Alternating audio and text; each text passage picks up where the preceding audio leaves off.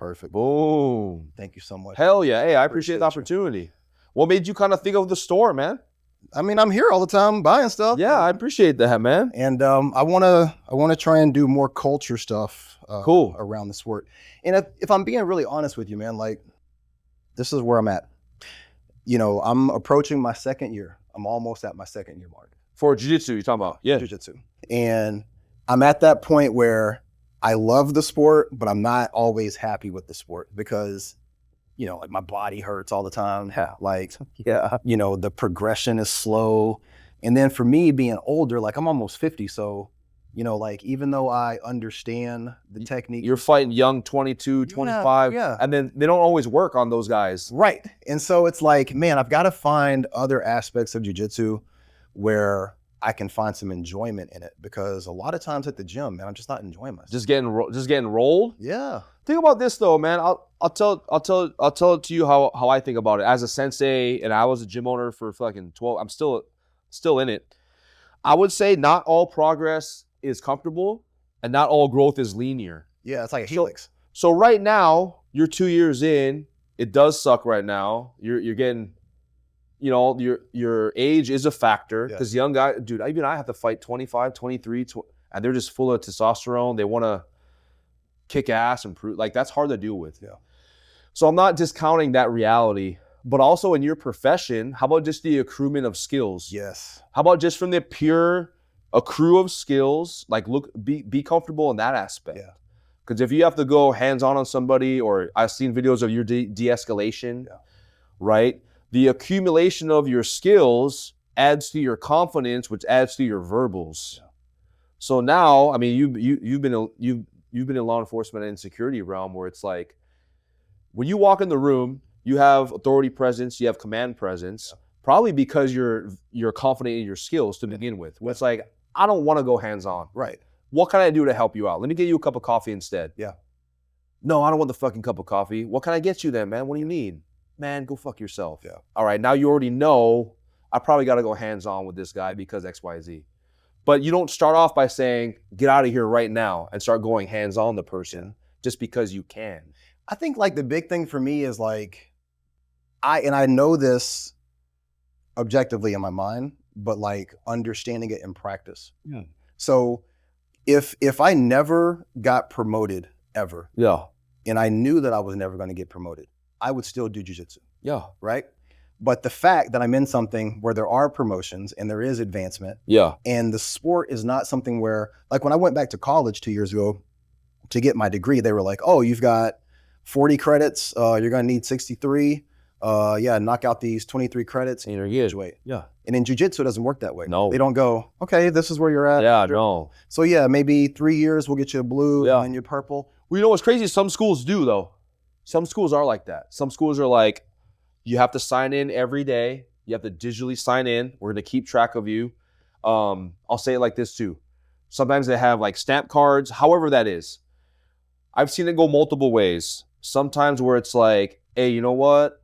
You checked all the boxes. Okay, here's your blue belt. Here you go. No, you did everything, so you're good. Yeah. Or, you know, how does that make somebody feel? Where it's like, okay, so you just need, so it's just time-based? Yeah. It's not skill-based? I don't like that. It's not hard. It's not hard. It's not overcoming challenge-based. It's just literally, you showed up for 60 straight classes, there's your blue belt. Yeah. I could just buy that on Amazon. That's what I'm saying. Yeah. And some places do that. And that's a whole ecosystem in jiu-jitsu that people do. Some people don't fucking care about it. They just want to do it and get the belt and say, I'm a purple belt. But aren't there degrees of purple belts? Aren't there degrees of white belts, there are belts, and black belts too? Yeah. So I think the longer that you're in this, if this is, like you said, you're going to be in it, belted or not, I would recommend somebody to try and gravitate towards like real martial artists. Real martial artists, meaning like if your school does cards of sign in, you get a belt after 2 years, you have to question how legitimate is that? Yeah.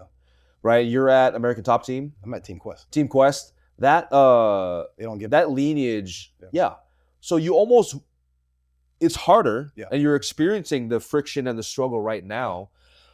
But isn't that what you want attached to your promotion? Yeah. Don't you want that verbiage? And I want my belt from Matt. So knowing that, like knowing that, what are we even talking about with the struggle then? That just comes with it. That just comes with the territory, where you're at and who you are and what you're doing. Furthermore, if you believe in Matt and you believe the school and you believe the legitimacy of the lineage, you don't think they've ever seen 50-year-old guys come through the system before?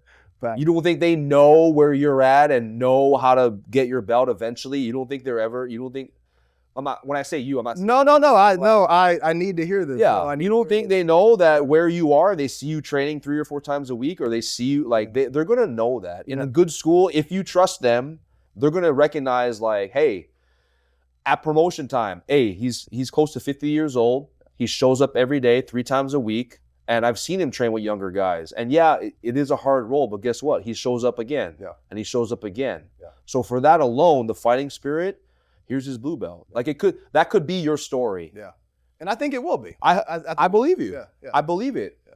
And look at, and it makes the struggle is what makes it worth it. So now that you've been there for 2 years, that's about like blue belt conversation. The first year is really like, is he going to stay around? Exactly. Is he an asshole? Is he weird with guys? Is he weird with ladies? Like, who is this individual? Right. Who are we attaching? That's probably like the first, for me at least, the first year or so. Yeah.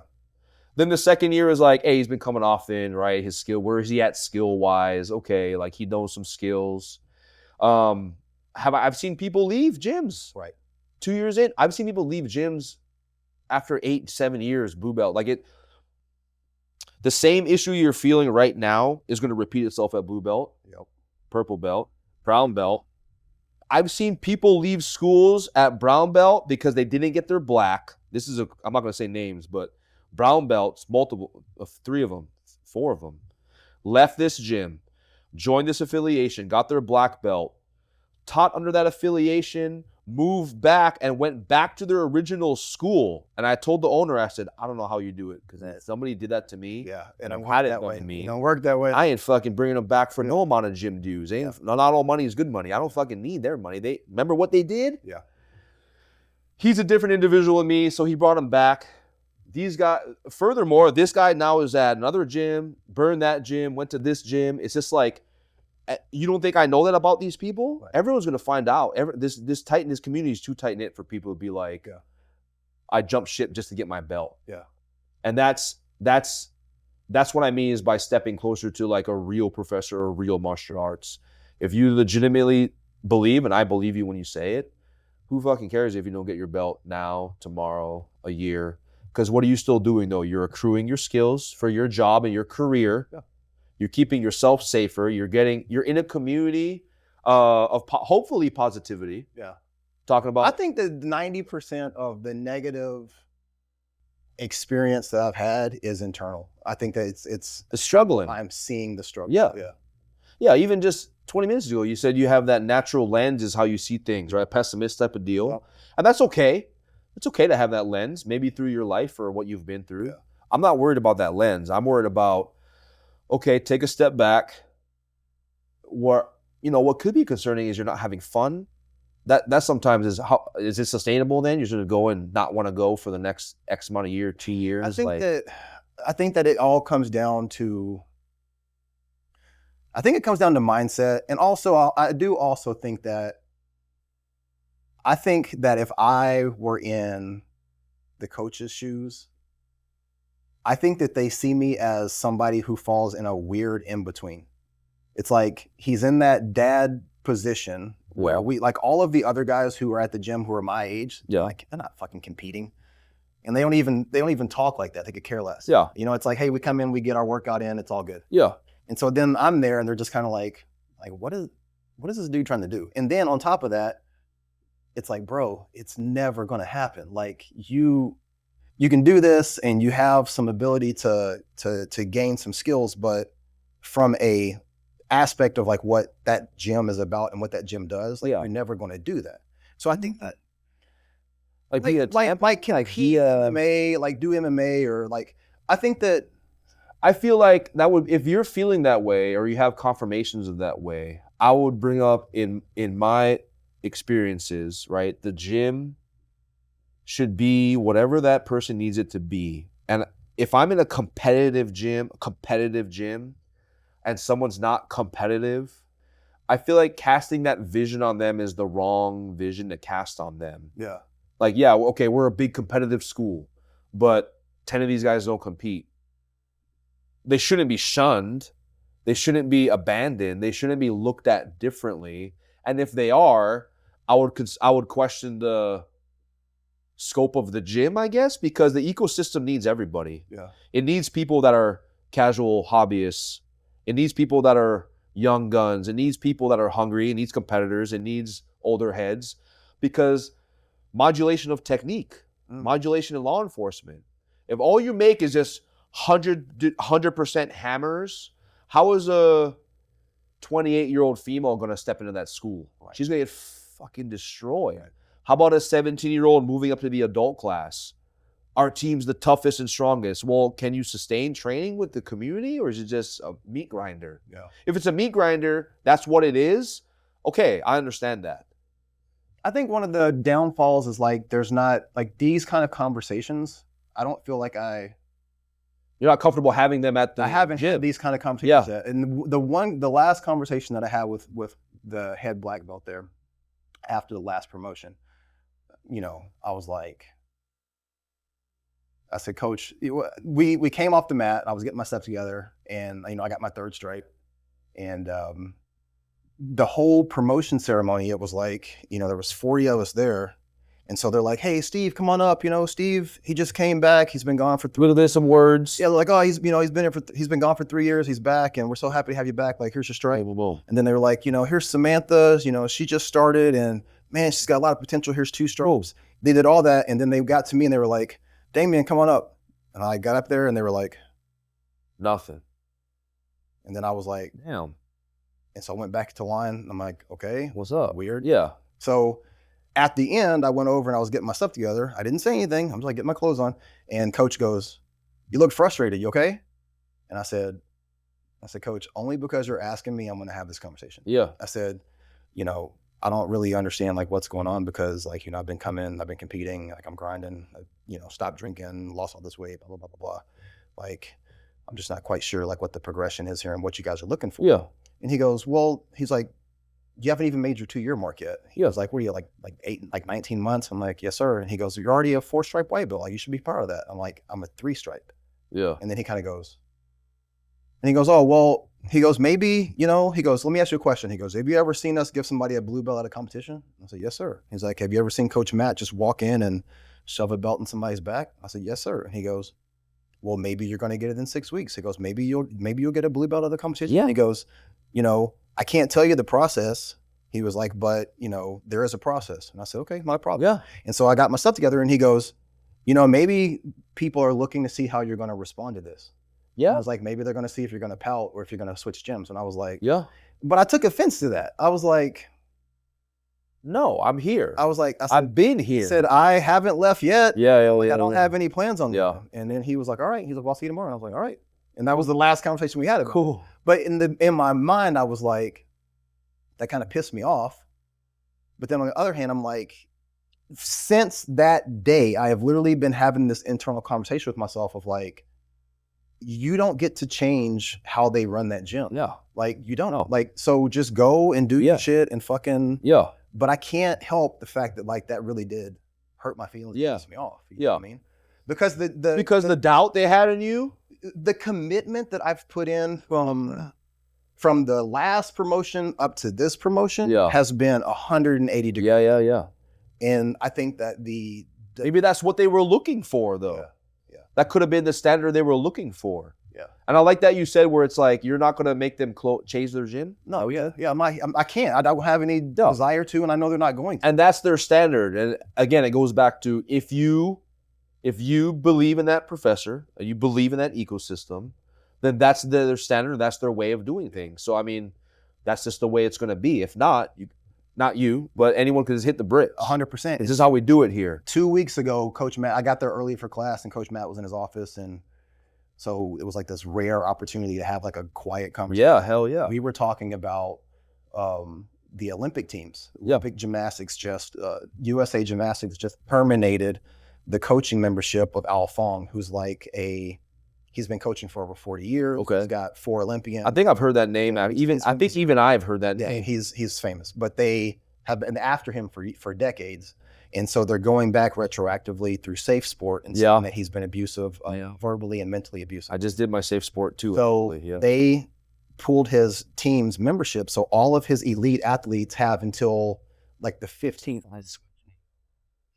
So Coach Matt and I were talking about this, and he was like, yeah, that's kind of why I left the U.S. Olympic wrestling program. He was like, no one should be able to, dictate your business and this other stuff. And so talking about that. Yeah. And he goes, Al's gym is no different than Iowa. He was like, if you go to Iowa to wrestle, going in what you're getting into. Yeah. We're not talking about like perverted stuff, but just hard coaching, aggressive coaching. Yeah. He was like, you know what you're getting when you're going in. So we're having this conversation, and he goes, it's like here. He goes, we don't just give belt. And he like looked at me. Yeah. And he caught himself, and he goes, you know what I mean? He's like, this is a harder gym. Yeah. And then like that in my mind, I was like, he was talking about you. Like, you're not here just to get a belt. Yeah. Like if you want, I think you want that though. I think you want that. I do. Yeah. I do. I think you're doing it. Yeah. Right. But like, that's the struggle the obstacle is the path. The struggle is the path. Yes. The fact you're having conversations like this is the obstacle that when we overcome this, and whenever that comes, you get your blue belt, we'll talk about it and be like, remember that talk we had in the shop? Yeah. Now look, now you got the blue. Yeah. You think this is the only last time you're ever going to have those feelings or emotions ever again? Yeah. How about that? How about even consider if this is a long-term thing for you over the course of your whole life, someone that's been doing it almost 30 years, this is not their first or last time you're going to feel this, not the first or last time ever. So take it in. Yeah. Take that experience in right now, because I've seen this play out so many times. What if your life changes and you end up moving somewhere else, and because of that, you have to change gyms, which happens all the time. Yeah. I guarantee you someone's going to know someone at this current gym. They're going to run a name check or eventually someone's going to find out, who'd you get your blue belt from? Yeah. Oh, I got it from so-and-so. Oh, I got it from here. I got it from there.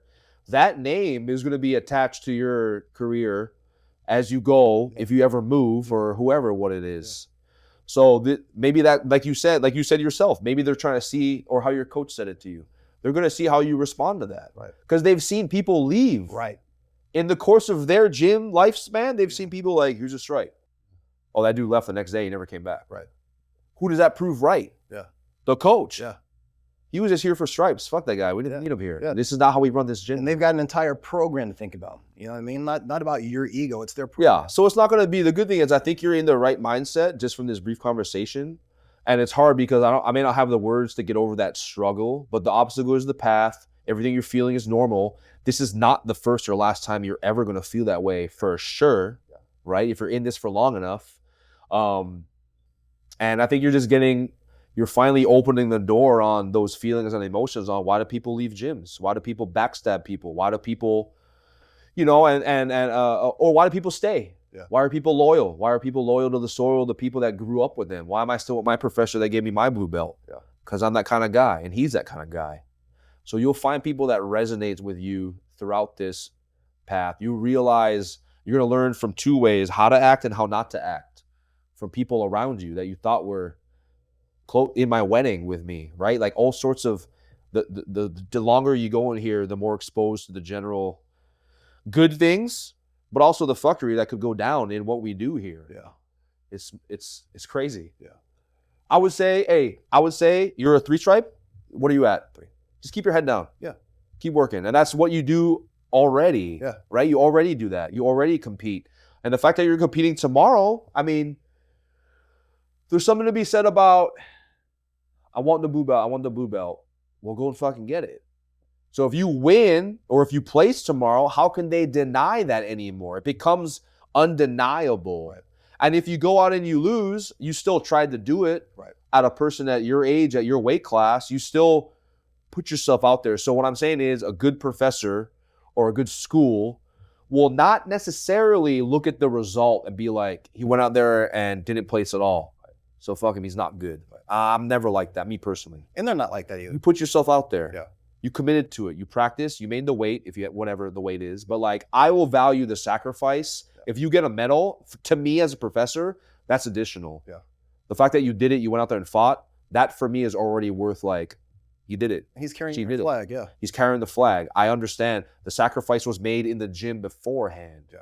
Now you go on medal, it's like, even better. Even better. Gravy. So now when you go tomorrow, you know, let that pressure be off of you and just let your jiu-jitsu and your physicality flow.